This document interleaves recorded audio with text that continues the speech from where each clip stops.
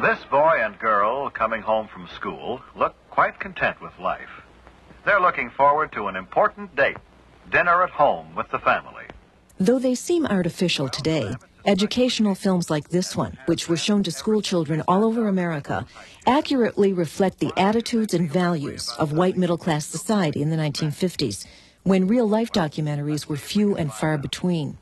Doesn't that sound exciting to you? Their purpose was to teach kids the proper way to behave and to repeat and reinforce a set of rules. The rules were things you talked about on the telephone with your friends, and they were imposed by your parents. Parents talked about it a lot. There were high school counselors who told you what the rules were, and even if they weren't written down, everybody really knew, and you could almost read them out, cite them. And I think looking back on it from the 60s, what people did in the 60s was self-consciously break every damn one of them. The women of this family seem to feel that they owe it to the men of the family to look relaxed, rested, and attractive at dinner time. Brother notices the time and realizes that he must put things in order and clean himself up in time for dinner. What were the rules? One of them was, obey authority. Don't ask questions. In the 60s, millions of young people would renounce that one. These boys greet their dad as though they are genuinely glad to see him, as though they had really missed being away from him during the day and are anxious to talk to him. This is the time for pleasant discussion in a thoroughly relaxed mood. They don't pick this time of the day to spring unpleasant surprises on Dad. We are molding our boys the way we feel they should be molded in the 50s. I think you have to start molding right away when they're just infants. And so that was our influence. We tried to make this a very influential time, a constructive time, through Boy Scouts, through church, through Cub Scouts, through Little League, or not Little League, but the little pony leagues or whatever they had, you know, these little kids. It was awfully cute. Yeah, they were fun times with our kids, with our boys. We had a great time. Let father and mother guide the conversational trend if they desire. After all, they made all this possible. My impression of that time was that a child was to be seen and not heard, and that we were never allowed to express anything that was negative. We were never allowed to talk back in any way, even to question why should I do something or could I do it later. We weren't treated as if we were people. We were another species. Another rule, control your emotions. In the 60s, masses of baby boomers would reverse this one and, quote, let it all hang out. Oh, I'm so happy. I could be a model. Or a cover girl. Hey, what's gotten into that crazy kid's sister? Oh, Jeff, don't be that way.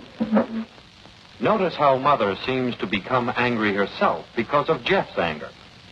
Perhaps she shouldn't, but anger is a violent emotion, and we often see an induction of behavior or spread of emotion to other persons, almost like a contagious disease.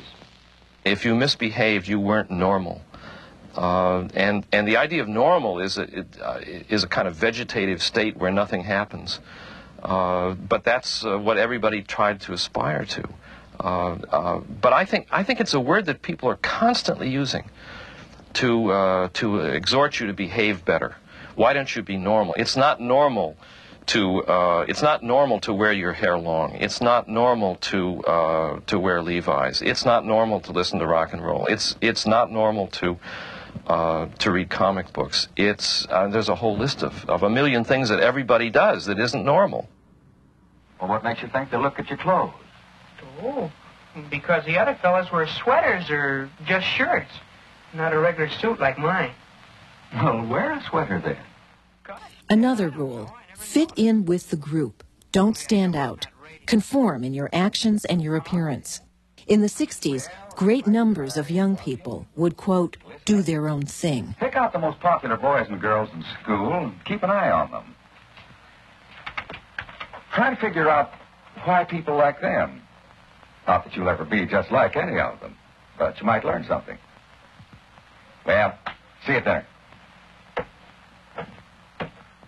Many young people found these restrictions painfully repressive, but they struggled to obey them anyhow because if they didn't, they knew there'd be unpleasant consequences from society or from their peers. Yoo-hoo! Jenny thinks that she has the key to popularity, parking in cars with the boys at night. When Jerry brags about taking Jenny out, he learns that she dates all the boys. What about Jenny? Does that make her really popular? Do the boys and girls like her? Is she welcome to join this group? Hi, Betty. Ellie. You can rest your tray here, Jenny, for a minute. Thanks.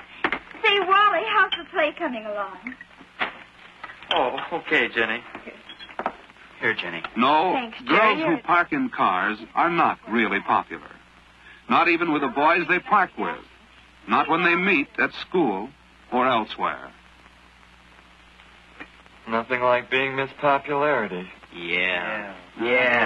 I think that there was this sense that, yeah, well, sure, they're using sex to be popular now, but, you know, what about in the future? They're going to be, like, thrown in the rubbish pile. And I think that did happen because I think that boys did maintain an attitude of, you know, they wanted to get laid, but they wanted to marry a virgin.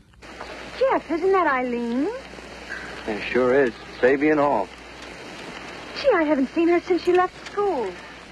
And maybe this was the biggest rule of all. Don't even think about having sex.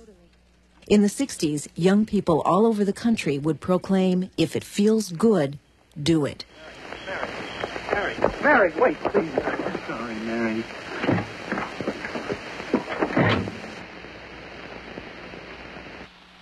In the height of emotion, it's not always easy to stop and think things through.